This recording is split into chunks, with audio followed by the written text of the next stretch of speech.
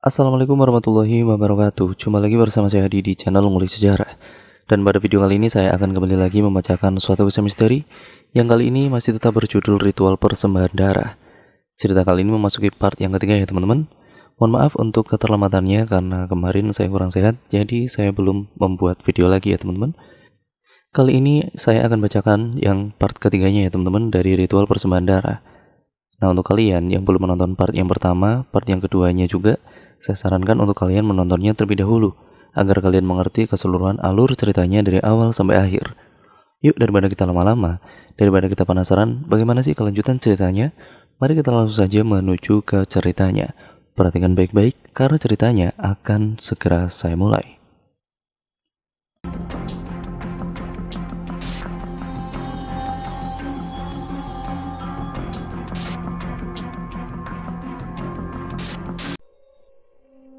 Makin lama, Amel tidak begitu takut dengan sosok itu. Justru ada hal yang aneh yang sosok itu ingin sampaikan. Amel terus menatap sosok itu. Wajahnya perlahan menampilkan sisi lain dari dirinya. Wajah yang awalnya seram mendadak berubah menjadi wanita cantik yang terlihat pucat dan sangat sayu sekali. Amel tidak mengerti dengan kondisinya. Dulu ia pikir sosok ini sangat jahat. Ternyata di balik itu semua ada wajah cantik dalam dirinya. "Kamu siapa?" Dengan terus menatapnya dari kaca, Amel mencoba membangun komunikasi dengan sosok itu. Sosok itu tersenyum tipis, air mata perlahan jatuh membasahi wajah pucat itu. Amel merasa iba dengan dia, tapi Amel juga belum bisa berbuat lebih. "Ada yang bisa aku bantu?" Masih tidak ada jawaban dari sosok perempuan itu. Amel terus menatapnya dari balik kaca. Ia belum berniat untuk berbalik badan. "Bantu aku menemukan anakku dan singkirkan dia." Tiba-tiba kaca di hadapannya terdapat tulisan berwarna merah dengan kalimat seperti itu. Amel terdiam. Ia menatap tulisan merah itu. Ia mencoba mengingat sesuatu. Jika memang ini permasalahan dia, bisa jadi sosok ini adalah salah satu korban yang dibunuh pada saat itu. Tapi aku tidak tahu harus bagaimana, ucap Amel. Sosok itu terdiam. Beberapa saat kemudian ia menangis. Rintihannya terdengar dengan jelas. Kesedihan, dendam, dan juga penyesalan seperti terdengar secara bersamaan. Amel tidak bisa jika terus-terusan mendengarkan suara itu. Ia menutup telinga dengan tangannya. Tapi rintihan itu terus-menerus memaksa masuk ke telinga Amel, hingga akhirnya ia berbalik badan dan berteriak, "Diam!" Dan kemudian hilang. Sosok itu tidak ada lagi di sana. Suara itu juga hilang seketika. Napas Amel semakin tidak teratur, kepalanya pusing. "Aku akan bantu kamu, tapi aku nggak tahu harus bagaimana dulu." Amel berteriak di kamar mandi. Ia yakin sosok itu masih ada di sekitarnya. Apa yang dikatakannya itu benar. Dia tidak tahu harus berbuat apa. Aduh, tiba-tiba Amel memegangi kepalanya. Ia merasakan pusing yang amat sangat pada kala itu. Amel tersungkur ke lantai. Kepalanya terasa sangat berat. "Sudah, tolong hentikan." Amel memohon agar sosok itu tidak mencoba untuk masuk ke dalam pikirannya. Sakit kepalanya ini semakin terasa. Pikirannya terus melayang kemana-mana. Nampak sebuah memori di masa lalu terlintas dalam pikirannya. Sebuah memori kelam tentang pembunuhan di rumah itu. Amel mencoba menahan rasa sakit di kepalanya. Ia memejamkan matanya. Perlahan ia terbawa ke sebuah masa lalu. Tepatnya beberapa tahun ke belakang saat pembunuhan itu terjadi. Nampaknya sosok itu mencoba mengajak Amel untuk melihat sisi kelam dalam hidup dia. Di sana Amel melihat seorang ibu yang tengah menggendong anak perempuannya. Mereka berdua terlihat ketakutan, bersembunyi di balik meja kayu ruang makan. Ibu itu terus memenggangi anaknya, memeluknya dengan erat hingga seorang dari kelompok itu mengetahui mereka. Ia menarik wanita itu keluar dari balik meja. Sang anak terus berteriak memanggil nama ibunya. Tidak tahan dengan hal itu, pria tersebut pun menusuk anaknya dengan pisau yang ia pegang. Sang ibu berteriak melihat anaknya penuh darah. Begitupun dengan anak perempuan itu. Ia juga berteriak saat pisau kecil itu menembus perutnya. Ia menahan rasa sakit itu. Wah, Amel terus berteriak menahan sakit. Ia merasakan apa yang anak itu rasakan. Amel meneteskan air mata. Matanya masih menutup dengan tangan yang juga masih memegangi kepalanya, mencoba agar tetap fokus. Ia kembali melihat memori masalah itu. Amel melihat wanita dalam pikirannya itu terus diseret keluar. Betapa kecilnya mereka saat itu memaksa wanita itu untuk memuaskan nafsu mereka. Sekelompok yang menggunakan penutup wajah tersebut secara bergiliran memperkosa ibu dari anak itu. Ia melihat wanita itu semakin pasrah dengan keadaan. Nampak gambaran kematian akan menghampirinya. Kelompok brutal itu tidak henti-hentinya menyiksa dan memperkosa wanita itu. Hingga akhirnya wanita itu berteriak kencang dan seorang dari mereka menusuk mata wanita itu dengan pisau hingga tewas. Miris, sungguh miris. Amel tidak kuasa menahan tangis. Hentikan. Amel merintih kesakitan. Ia memohon agar sosok itu pergi dari pikirannya. Dia benar-benar tidak kuat melihat kejadian itu. Sampai pada akhirnya, pikiran Amel ini kembali seperti biasa. Rasa sakit di kepalanya perlahan memudar. Amel kemudian membuka mata. Dan dia kemudian meluruskan kaki dan bersandar di tembok. Matanya menatap kosong, mencoba mengingat hal tadi. Sayangnya Amel masih belum melihat identitas dari anak itu. Ia tidak melihat wajahnya. Sekarang Amel tahu siapa di balik sosok perempuan yang dulu menghantui mereka. Ternyata sosok itu adalah korban pembunuhan 4 tahun yang lalu. Yang masih menjadi pertanyaan dalam diri Amel, mengapa sosok itu ingin sekali bertemu dengan anaknya? Apakah roh mereka terpisah yang membuat dia tidak tenang? Adakah dendam dari sosok itu untuk seseorang? Entahlah. Amel berdiri. Ia bangkit lalu berjalan keluar dari kamar mandi. Wajahnya masih terlihat pucat, matanya juga terlihat sembab. Setelah berganti pakaian, Amel keluar dari kamar berjalan menuruni tangga menuju lantai di bawah. Pikirannya masih dipenuhi dengan gambaran tadi. Meskipun masih sedikit bingung, setidaknya Amel tahu ia harus mulai berbuat apa untuk saat ini. Amel menyantap sarapan paginya dengan lahap. Sesekali ia melirik ke langit-langit dapur dan juga sekitar sambil mengunyah makanannya. Brak! Amel mengabaikan suara itu. Amel kemudian masih fokus dengan makanannya. Ia mendengar suara itu, tapi tidak begitu memperhatikan. Dan brak! Amel menghentikan gerakannya. Ia mendengar suara dari tadi yang berasal dari kamar depan, kamar yang sudah ditempati Bi Rumi. Brak! Amel sedikit kaget. Ia semakin penasaran. Ditinggalkannya piring yang masih berisikan sedikit nasi dan juga lauk. Ia lalu berjalan perlahan mendekati kamar tersebut. Perasaan Bi Rumi ke belakang, lantas siapa yang ada di dalam? Suara itu hilang saat Amel sudah berdiri di depan pintu. Ia mencoba mengetuk. Nak? Amel menengok ke arah suara. Bi Rumi berdiri di depan tangga. Oh, Bi. Amel melepaskan tangannya dari gagang pintu. Kayak ada suara barang jatuh dari dalam, Bi. Oh, itu biasa nak, tikus. Bibi belum selesai membereskan kamar ini. Kalau kemarin sih emang Bibi nemu tikus. Bi Rumi berjalan mendekati Amel. Kamu gak usah khawatir, gak akan ada apa-apa dengan Bibi, ujar Bi Rumi sambil mengusap pipi Amel. Amel tersenyum. Ya udah, Amel lanjut makan aja ya, Bi. Amel berjalan kembali menuju meja, sementara Bi Rumi masuk ke dalam kamar untuk mengecek suara yang dimaksud Amel barusan. Tok tok tok. Amel kemudian mendesis mendengar ketukan pintu. Baru saja ia duduk. Siapa lagi sih? Keluh Amel sambil berjalan menuju pintu. Amel memutar kunci pintu tersebut. lalu menariknya agar pintu itu terbuka. "Pak Rahmat?" sapa Amel melihat orang berdiri di hadapannya. "Ayo Pak, masuk Pak," ucap Amel. Enggak usah Neng, Bapak cuma mau ngasih ini kok, oleh-oleh dari kampung kemarin." Amel menerima bingkisan yang diberikan oleh Pak Rahmat. "Katanya udah ada pembantu di sini juga ya Neng?" "Oh iya Pak, buat bantu-bantu masak." "Siapa Neng?" "Bik Rumi." "Rumi?" "Iya Pak, kenapa ya?" Amel bertanya.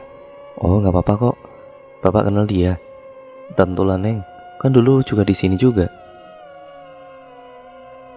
Amel baru ingat, Pak Rahmat kan memang sudah ada sejak lama juga di rumah ini.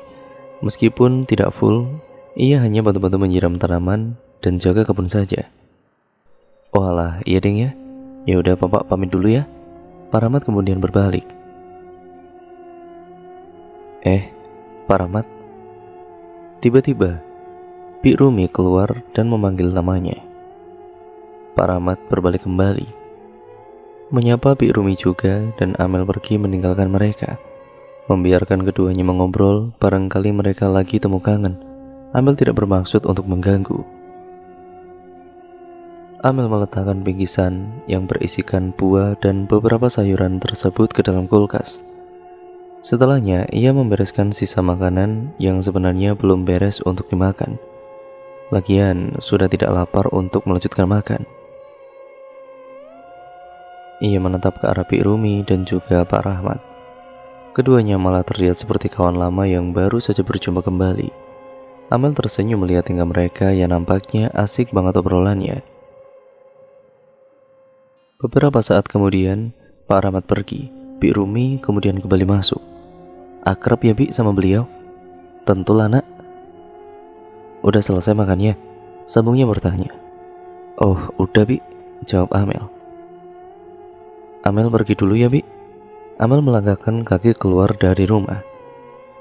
Ia sebenarnya tidak ada tujuan, hanya ingin keluar saja.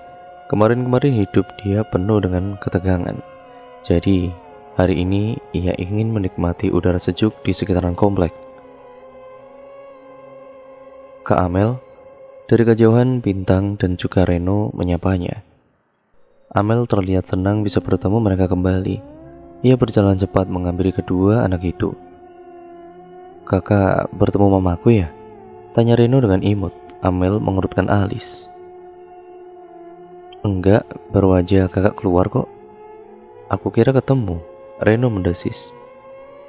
"Kak Amel mau kemana?" tanya Bintang. "Jalan-jalan aja tadi, hehehe." "Mana Kak Hadi?"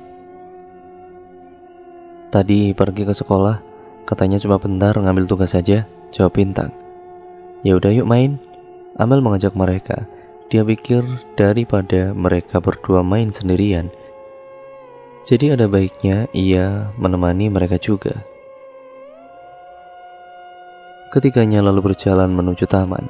Sesekali Reno, si kecil yang sangat lincah, merengek saat langkahnya tertinggal dengan langkah Jessica dan Bintang, kakaknya. "Ayolah Reno, cepat dikit." "Aku masih kecil kak." "Ah, kamu ini." Reno berhenti, wajahnya cemberut. "Bintang, gak boleh gitu ah." Amel mencoba melerai keduanya.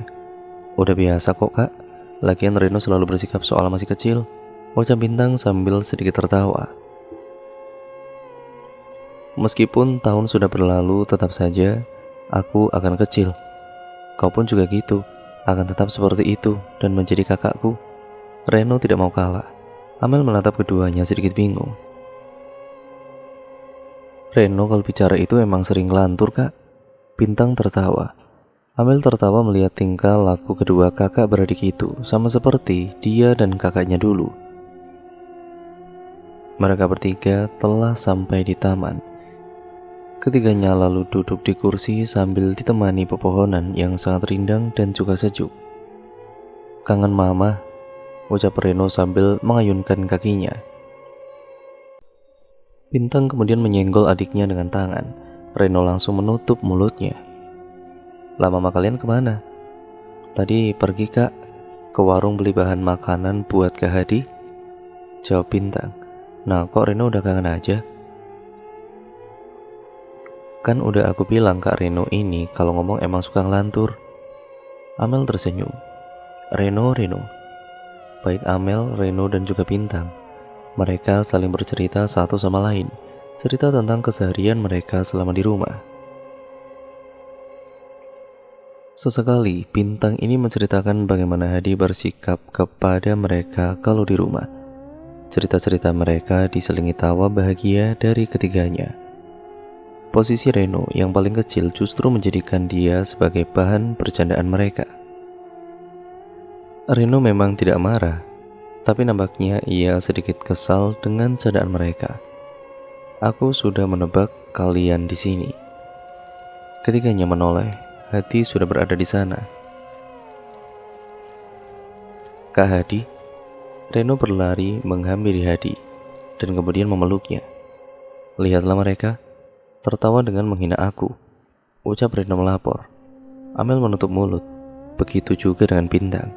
Keduanya saling tatap dan menahan tawa. Bocah kecil itu ternyata merasa kesal dari tadi. Di lain tempat, Jessica membuka pintu rumah sembari menenteng tas sekolahnya. Ia kemudian masuk ke dalam, duduk di kursi ruang tamu. Rumah nampak sepi. Berulang kali Jessica melihat ke sekitar, tidak ada siapapun di sana. Kemana mereka? Ia menyandarkan kepalanya di kursi, wajahnya menatap ke atas. Memandang lampu putih yang terlihat sudah berusia tua. Hari ini Jessica memang pulang lebih awal, jadi dia memutuskan untuk langsung pulang saja ke rumah. Amel? Jessica mencoba memanggil adiknya, barangkali dia ada di dalam kamarnya. Berulang kali Jessica berteriak, tapi tidak ada sahutan dari Amel. Mungkin adiknya sedang berada di luar. Birumi juga tidak terlihat di rumah. Tapi Jessica yakin, mungkin beliau sedang berada di halaman belakang atau paling tidak sedang belanja ke pasar. Desis Jessica.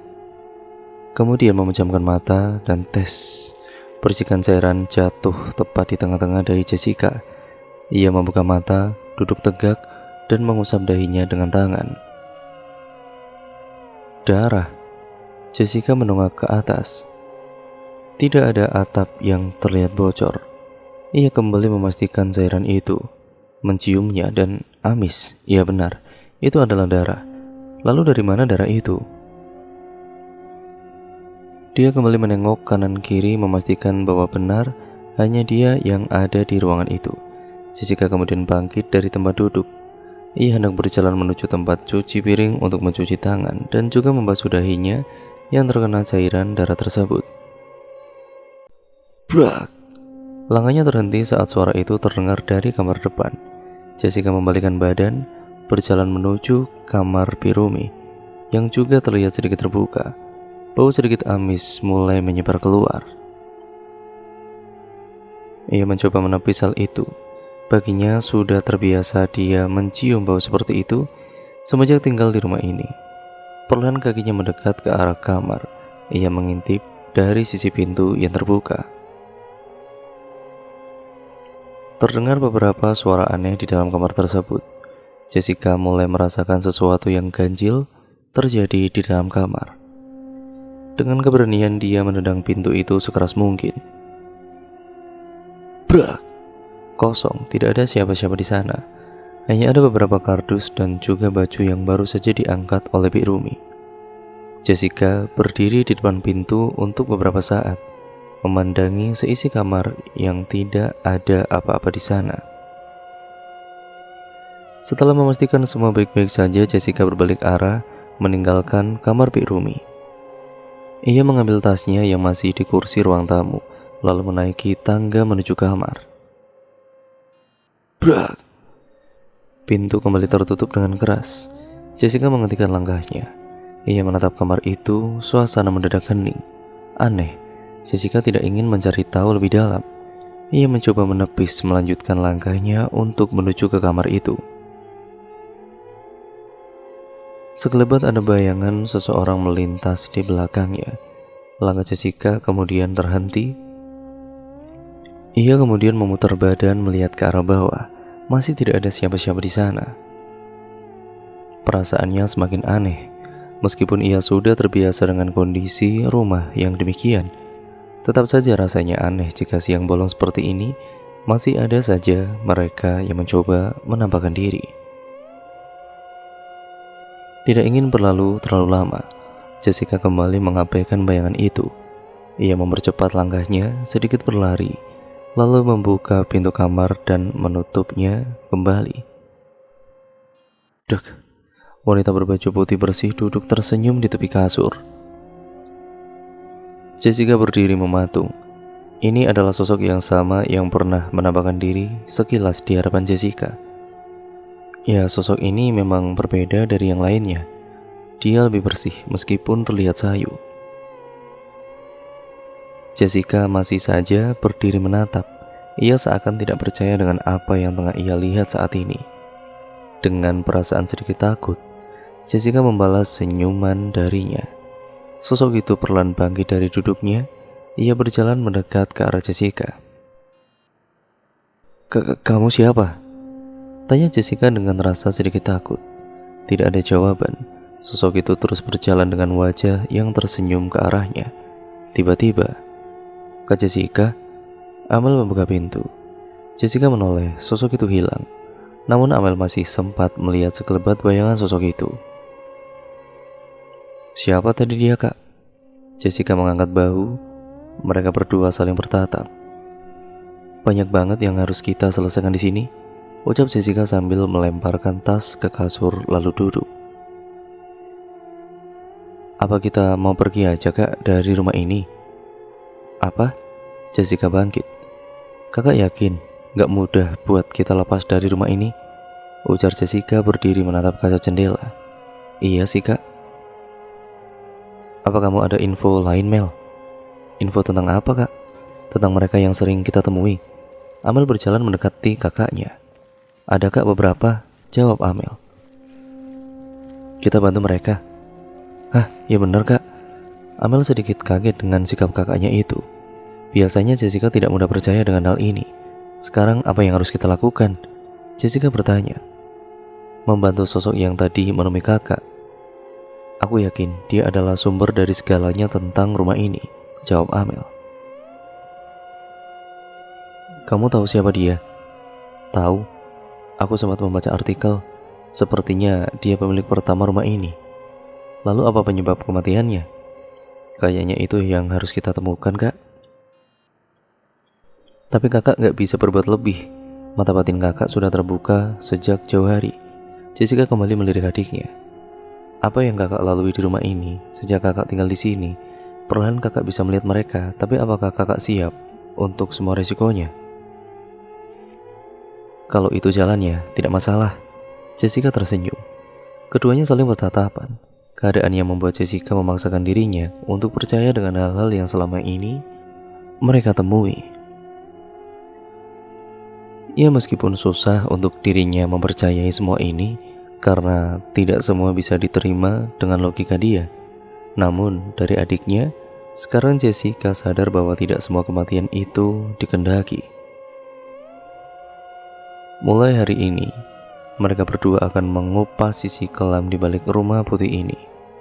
Mereka akan menyelesaikan teka-teki dan juga misteri yang sebenarnya sudah ditunjukkan oleh sosok-sosok yang sering banget mereka temui. Jessica akan mulai melupakan betapa jahatnya sosok yang pernah ia temui kemarin-kemarin. Fokusnya saat ini adalah membantu mereka menemukan tempat terbaik untuk pulang. Amel pernah bilang kepadanya, terkadang mereka hadir karena dendam yang membawanya, atau mungkin ada beberapa persoalan yang belum mereka selesaikan. Ya udah deh, kalau gitu, Kak. Amel mau mandi dulu. Amel beranjak pergi dari sisi Jessica. Ia mengambil handuk lalu masuk ke dalam kamar mandi. Jessica melirik ke arah jam saat itu menunjukkan pukul 15:46. Tumben jam segini dah mandi, gumam Jessica. Ia kemudian keluar dari kamar hendak menuju ke belakang, sembari menunggu Amel selesai mandi. Langkah kaki itu perlahan menurun tangga. Gesekannya cukup terdengar dengan jelas. Jessica melihat Bik Rumi tengah sibuk di dapur memasak untuk memakan nanti malam. Tidak bermaksud untuk mengganggu, Jessica langsung pergi ke halaman belakang. Di sana, ia duduk menikmati udara sore bersama bunga-bunganya yang penuh warna. Terlihat beberapa kupu-kupu bergantian turun untuk mengambil sari manis yang terdapat di bunga tersebut. Mereka sangat cantik dengan sayapnya, berwarna dan juga penuh keindahan. Jessica mengambil ponsel dari sakunya, ia menghidupkan data internetnya, kemudian membuka Instagram dan kemudian menjelajah timeline-nya yang dipenuhi dengan postingan-postingan teman-teman sekolahnya. Mendadak Jessica menghentikan gerakan tangannya yang menggeser layar ponsel saat ia melihat postingan dari akun kelasnya. Rupanya admin sengaja mengupload foto lama mereka yang tengah bersama-sama. Sebenarnya tidak ada yang aneh, hanya saja dalam foto itu masih ada Miko di sana. Jessica menarik nafas secara perlahan, mengalihkan pandangannya dari ponsel, kemudian menatap kembali ponselnya. Tepukan sebuah tangan ke bahu Jessica, ia melihat ke belakang, ternyata adiknya berdiri di sana. "Cepat amat kamu mandinya," ucap Jessica kepada adiknya. Keduanya duduk berhadapan. "Kamu bisa bantu kakak nggak?" "Bantu apa, Kak?" "Coba dong, liatin foto dia." Jessica menyodorkan foto Miko ke adiknya. "Ini kawan kakak yang hilang itu ya?" Jessica mengangguk. Amel mencoba meraba foto pria yang terlihat putih dengan rambut pendek dan sedang memakai jaket kuning tersebut. Amel mulai merasakan sensasi berbeda saat ia menatap foto itu. Kepalanya sedikit pusing, pikirannya mulai melihat sekilas tentang pria itu. Dalam pikiran, Amel ini melihat pria itu berada di suatu tempat. Ia tidak bisa memastikan di mana tempat itu. Pikirannya tidak begitu fokus, hanya terlihat samar-samar, namun Amel yakin pria itu masih hidup. Amel melepaskan foto pria itu dari tangannya. Ia memegang kepalanya yang mulai pusing. Mel, Jessica sedikit panik. "Gak apa-apa kok, Kak, gak apa-apa kok." "Kamu yakin gak apa-apa?" Jessica memastikan. Amel mengangguk. "Kak," Amel menatap kakaknya. "Aku tidak begitu melihat jelas, tapi teman kakak ini masih hidup kok. Ia berada di suatu tempat." Sambungnya. Jessica melihat adiknya. Ia cukup bahagia mendengar pernyataan dari adiknya tersebut. Sedari awal dia juga hanya ingin memastikan saja. "Ya udah Mel, nggak apa-apa. Fokus kita bukan ke sana kok. Kita selesaiin dulu yang ini. Untuk masalah itu nanti setelah kita keluar dari sini saja," ujar Jessica. Amel tersenyum. Keduanya saling tatap untuk sebentar. Sampai Amel tersenyum. Keduanya saling tatap untuk sebentar. Sampai brak, seperti ada benda jatuh dari kamar mereka. Jessica menatap ke atas mencoba melihat dari bawah apa yang terjadi di atas itu. Tentu saja tidak bisa dilihat. Sementara Amel langsung berlari menuju lantai 2. Jessica menyusul adiknya. Dengan langkah yang cepat, mereka berdua segera masuk ke dalam rumah. Saat hendak menaiki tangga, Jessica melihat ke dapur. Tidak ada Bik Rumi di sana. Masakan sudah matang. Ia terus melihat ke sekeliling. Ternyata Bik Rumi tengah menyapu di teras rumah. Setelah itu Jessica kembali menyusul adiknya yang terlihat sudah berada di atas. Keduanya membuka pintu kamar. Betapa kagetnya mereka saat melihat kondisi kamar yang berantakan, dengan beberapa barang terjatuh ke lantai dan selimut serta bantal yang berserakan kemana-mana. Jessica masuk terlebih dahulu, disusul Amel dari belakang. "Tolong siapapun kamu, kenapa kamu?" ucap Amel sambil terus menengok sekeliling. Jessica masih saja diam. Ia menunduk, mengambil buku-buku dan beberapa alat tulis yang masih berserakan.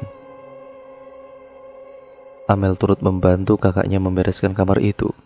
Sebenarnya Jessica juga tidak tahu ada apa sebenarnya. Hush, suara hembusan angin bersama bayangan putih sekelebat melintas di belakang mereka. Amel lantas melihat ke belakang.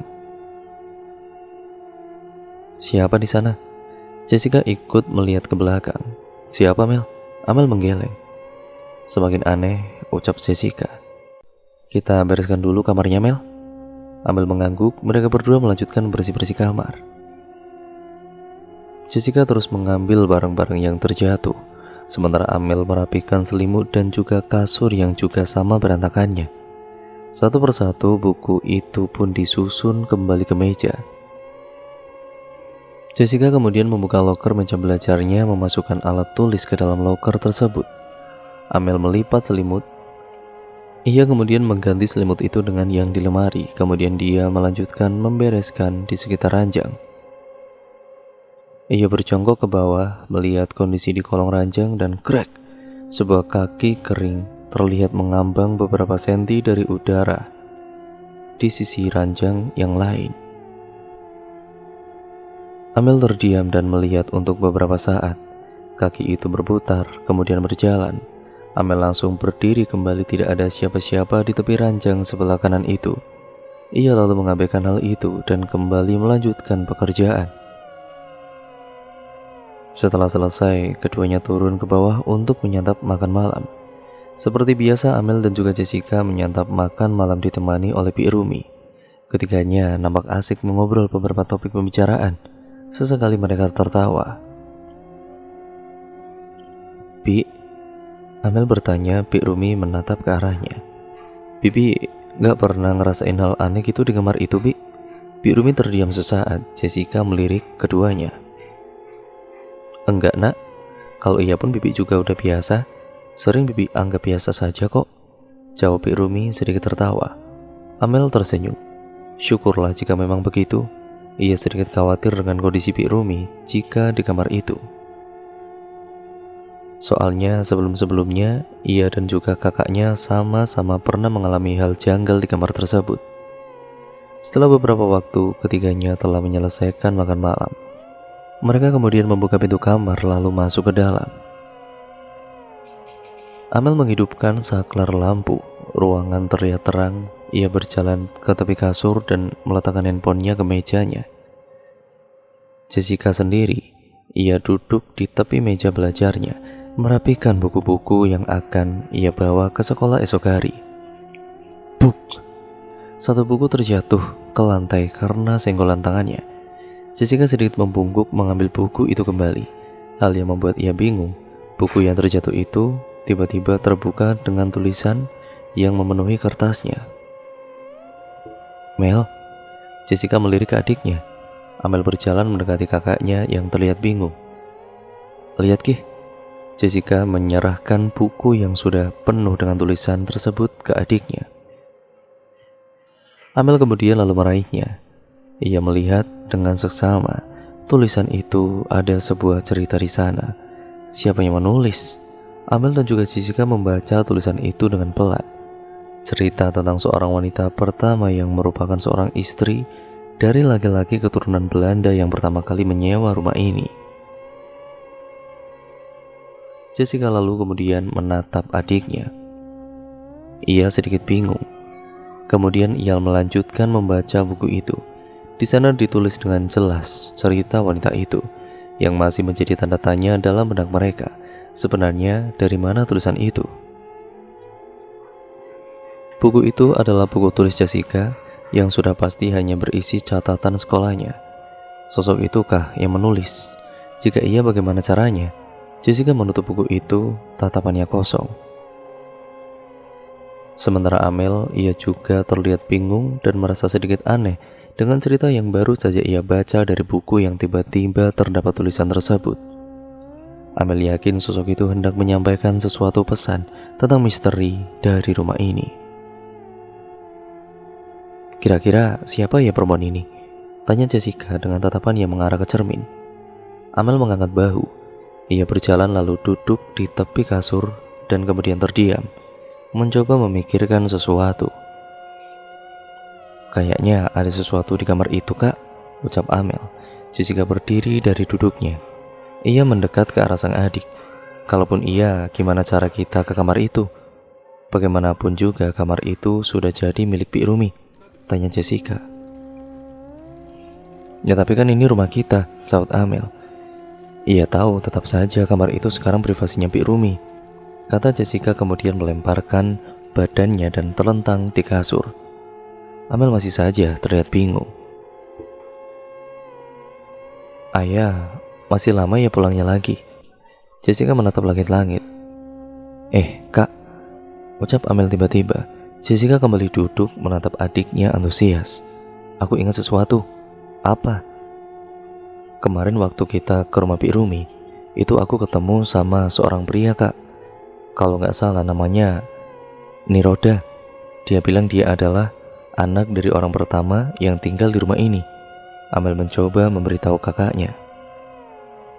Itu berarti dia anak perempuan itu dong? Jessica bertanya. Ya mungkin. Ya udah aku pastikan iya, Kak, sambungnya. Amel berdiri, ia berjalan menuju pintu kamar mandi, mengambil pakaian yang waktu itu ia kenakan saat bertemu dengan pria itu. Ia ingat ada kartu nama di sana. Nah, ini. Ucap Amel mengambil kartu itu dari saku. Jessica mengerutkan mata.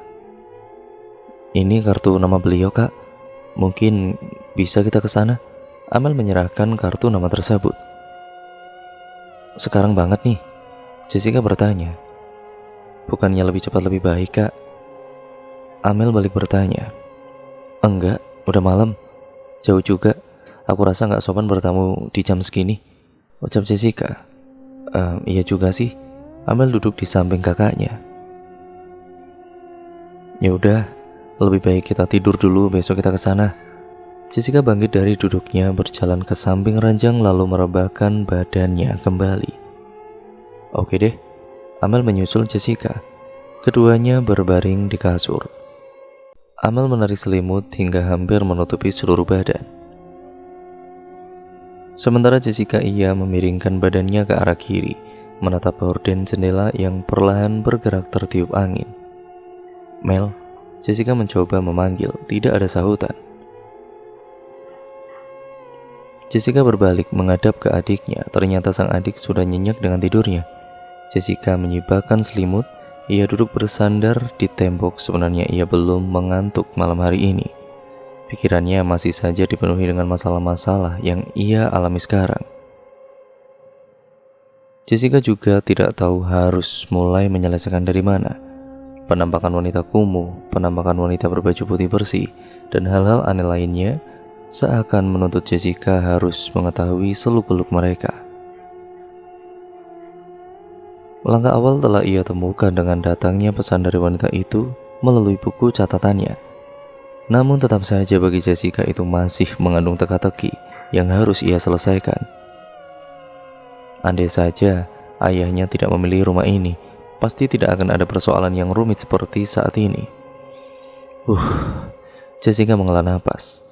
Ia bangkit dari kasur, berjalan ke arah jendela dan membuka horden putih tersebut. Di luar nampak sepi sekali. Awan juga terlihat sangat gelap, bahkan tidak ada bintang satupun yang nampak di langit sana. Ketika melihat sekeliling, Jessica menangkap bayangan hitam tidak jauh dari rumahnya, seperti seorang pria. Hadi? Ngapain dia malam-malam keluar? Batin Jessica dalam hati. Jessica melihat Hadi nampak seperti mencari sesuatu di sana. Ia terlihat kebingungan.